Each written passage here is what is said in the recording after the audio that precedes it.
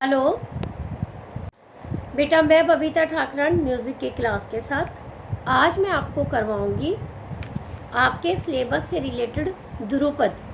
ध्रुपद किसे कहते हैं, यह किस प्रकार की गायकी है, इसका जन्म कब हुआ और इसका जो जन्म हुआ है वो किसके द्वारा किया गया, यानी इसकी उत्पत्ति किसने की। तो आइए मैं आपको बताती हूँ ध्रुपद के बारे में। ध्रुपद भारतीय संगीत की प्राचीन गायन शैली है। मध्यकालीन और आधुनिक संगीत की भी यह सर्व प्रमुख गायन शैली रही है। बदलते समय के अनुसार इसके रूप में कुछ बदलाव जरूर आया है, किंतु आज भी इस गायकी ने अपने स्वरूप को या अपने अस्तित्व को बनाकर रखा हुआ है। ध्रुपद के उद्गम के बारे में कुछ निश्चित रूप से नहीं कहा जा सकता।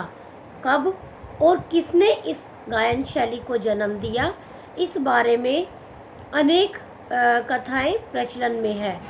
संगीत विद्वानों ने ध्रुपद के उद्गम के बारे में भिन्न भिन्न मत दिए हैं।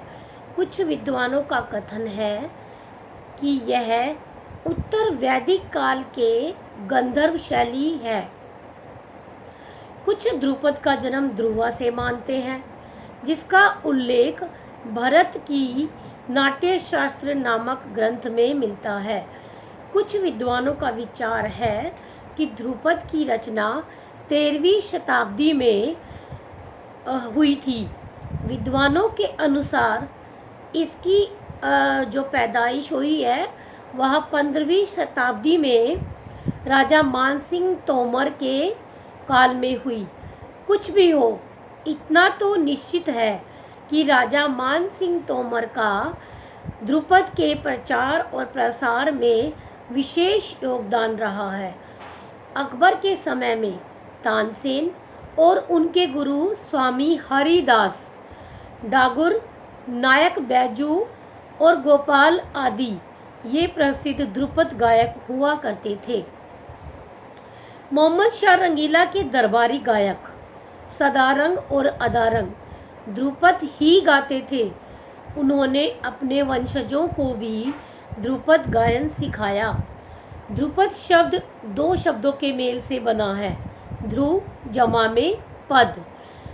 ध्रुव का अर्थ है अचल, ना हिलने वाला। पद का तात्पर्य एक ऐसी गायकी जो 3-4 लाइनों में जुड़कर पद के रूप में जो ध्रुपद की संज्ञा दी जाती है वह होती है। ध्रुपद गायन गंभीर प्रकार की गायकी मानी जाती है। इसे मर्दानी गायकी भी कहते हैं। इसके लिए आवाज़ में बोल्डनेस होनी चाहिए, मजबूती होनी चाहिए। कैप्टन बिल्डर्स के अनुसार ध्रुपद गायन का ढंग इस कदर मर्दाना है कि स्त्रियों की कोमल आवाज़ इसके लिए उपयुक्त नहीं है।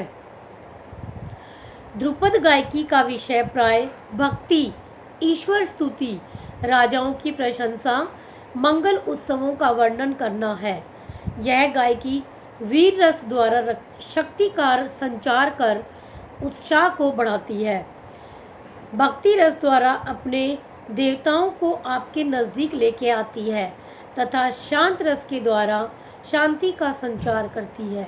लेकिन ध्रुपद एक कठिन गायकी है, अतः इसके लिए उत्तम स्वर का ज्ञान, अच्छा स्वर का अभ्यास, राग का ज्ञान होना अति आवश्यक है। इसमें अनेक प्रकार की लय कार्यों का प्रयोग किया जाता है। इसके गीत गाने से पहले नोम तोम का उच्चारण किया जाता है और आलाप किया जाता है। आलाप गायन के भी स्थायी, अंतरा, संचारी, अभोगी 4 भाग माने गए हैं। इसे दुगुन, तिगुन, चौगुन 8 गुण तक गाया बजाया जाता है। ध्रुपद गायन से राग में शुद्धता का विशेष महत्व है, यानी जिस राग में इस राग ध्रुपद को गाया जाता है वह हमें पूर्ण रूप से और संपूर्ण रूप से सुंदर तरीके से और मजबूत तरीके से आना चाहिए। ध्रुपद एक गंभीर गायकी है जिसके कारण यह पखावज पर बजाई जाती है। पखावज पर बजाने वाले जितने भी हमारे गाना है या हमारी कोई शैलियाँ हैं वो सभी गंभीर प्रकृति से रिलेटेड होती है। ध्रुपद गायकों को कलावंत की संज्ञा दी जाती थी। ध्रुपद गायकों को कलावंत की संज्ञा दी जाती थी। हर एक घराने से कलावंतों को ध्रुपद गाने की अलग अलग तरीके होते थे। ध्रुपद गायन की इस शैलियों को वाणी कहा जाता था। बेटा आज के अध्याय में इतना ही।